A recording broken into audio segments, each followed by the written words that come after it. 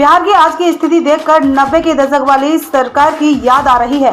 पशुपति पारस, केंद्रीय मंत्री पशुपति पारस का महागठबंधन की सरकार पर हमला। 90 के दशक वाली सरकार की याद आ रही है। माहौल पूरी तरह से खराब किया जा रहा है। गृह मंत्री के कार्यक्रम को प्रभावित करने के लिए सासाराम और नालंदा में घटना करवाई गई। नीतीश जी को पता होनी चाहिए कि इस घटना से बिहार को लेकर अच्छा संदेश नहीं गया। नीतीश जी को कम सीट आने के बाद भी उनको सीएम बनाया गया। अधिकारी नीतीश जी को कमजोर सीएम मानने लगे हैं। भारत सरकार से हम मांग करते हैं कि बिहार के संदर्भ में राज्यपाल से रिपोर्ट मंगाकर कार्रवाई करें। पटना से रंजीत कुमार की रिपोर्ट। महागठबंधन सरकार का आरोप है कि विपक्ष ने ऐसा किया। मेरा आरोप है कि बिहार सरकार ने ऐसा किया। आप इसकी जांच करा दे लीजिए। मैं तो जांच की बात कर रहा हूँ ना। ठीक है, राज्यपाल महोदय से नहीं कराइएगा, सीबीआई इसकी जांच हो।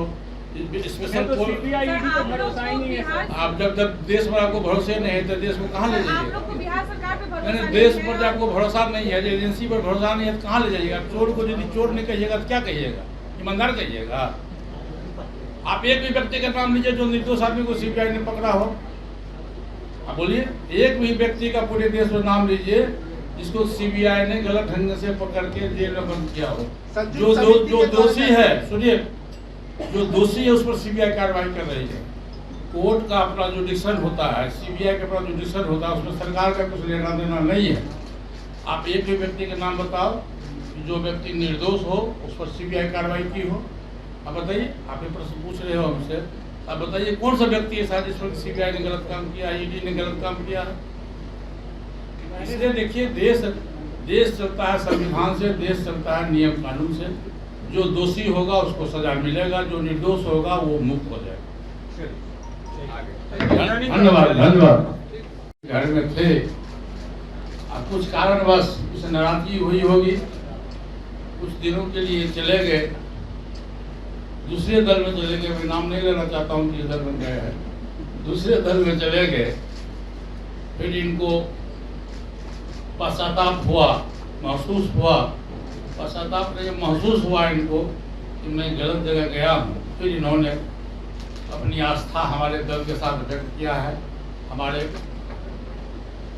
पार्टी के तरफ भी मुखातिब हुए हैं। मैं इनको तहे दिल से आशीर्वाद देता हूँ। आप घर में आए हैं, दुरुस्त रहे। और मैं अपनी ओर से पहले जिस पद पर थे, पार्टी के बिहार के प्रवक्ता थे, मैं इनको प्रवक्ता का पद पर मनोनीत करता हूँ। राष्ट्रपति शासन की मांग कर रहे हैं क्या बिहार में? राष्ट्रपति शासन का मांग किया है क्या? नहीं, देखिए, आप उसको उल्टा मत समझिए। मैंने गृह मंत्री जी से मांग किया है कि बिहार की जो स्थिति है, लॉ एंड ऑर्डर की जो स्थिति है, रामनवमी पर जो घटनाएं घटी है, उसकी पूरी रिपोर्ट महामहिम राज्यपाल से रिपोर्ट ले लें। रिपोर्ट आने के बाद, रिपोर्ट में क्या तथ्य आता है, उसके बाद भारत सरकार इस पर अपना निर्णय ले। आपने कहा कि गृह मंत्री के कार्यक्रम को प्रभावित करने के लिए किया गया। आपको भी आशंका है क्या कि कुछ लोगों ने इस तरह के काम करवाए? हाँ, निश्चित रूप से हुआ है, निश्चित रूप से हुआ है।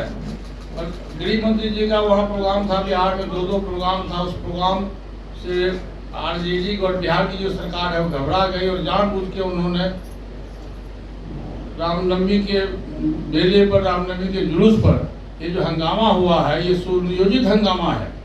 और प्रशासन मुख्य दर्शक बन के बैठी रही। नहीं तो नीतीश कुमार ये कहे हैं, ये जो बिहार जला है इसके पीछे कौन है, कौन बी टीम काम कर रहा है? अरे भाई, तो मैं तो कह रहा हूँ गृह मंत्री जी से कि आप इसकी जांच करवा लीजिए।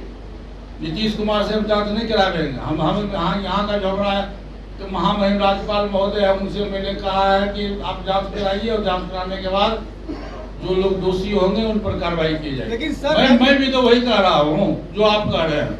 लेकिन सर, राज्यपाल का एक प्रोटोकॉल होता है। आप कह रहे हैं कि राज्यपाल अपनी रिपोर्ट दे, लेकिन राज्यपाल परसों एक कार्यक्रम में उन्होंने ये कहा कि प्रधानमंत्री जी को 74% जनता चाहती है कि वो फिर से प्रधानमंत्री रहें। ये राज्यपाल कैसे कर सकते हैं?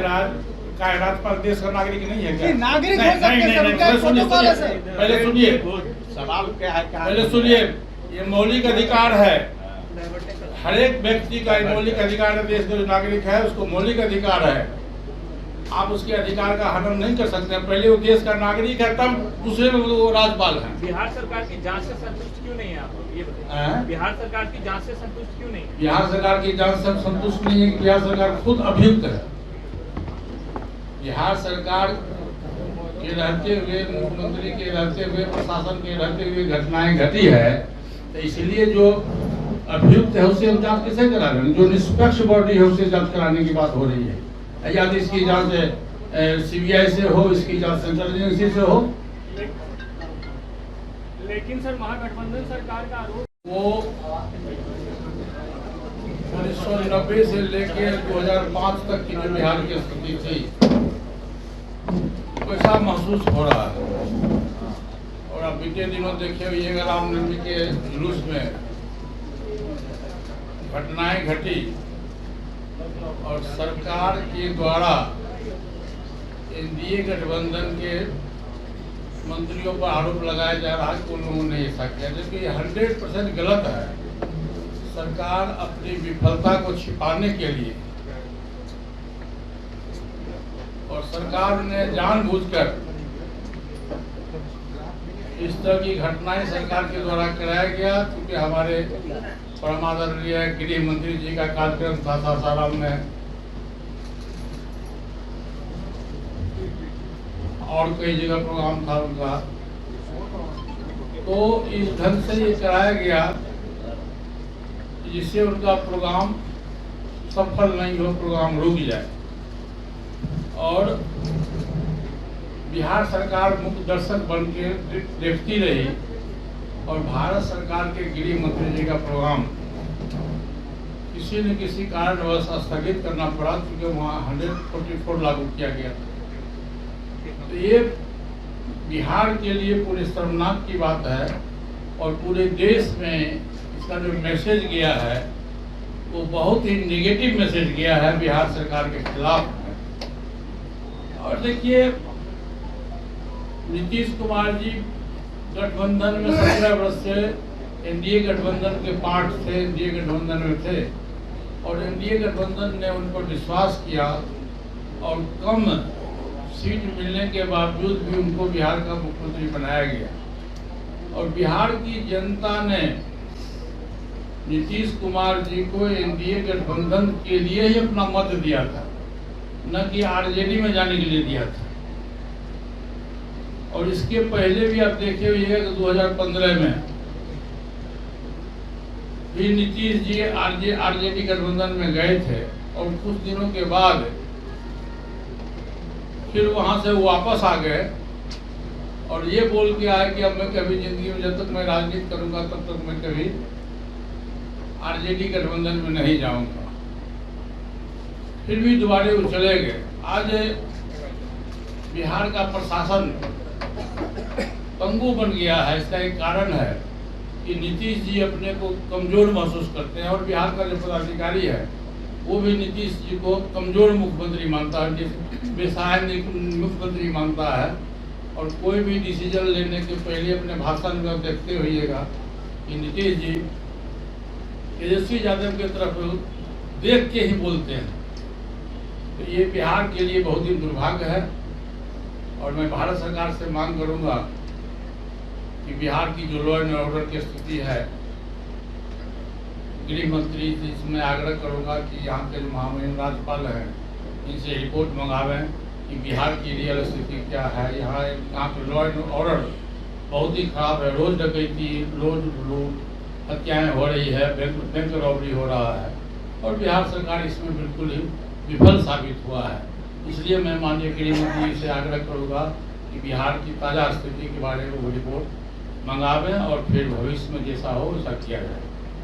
दूसरा, आज जो प्रेस कॉन्फ्रेंस करने का मुख्य उद्देश्य है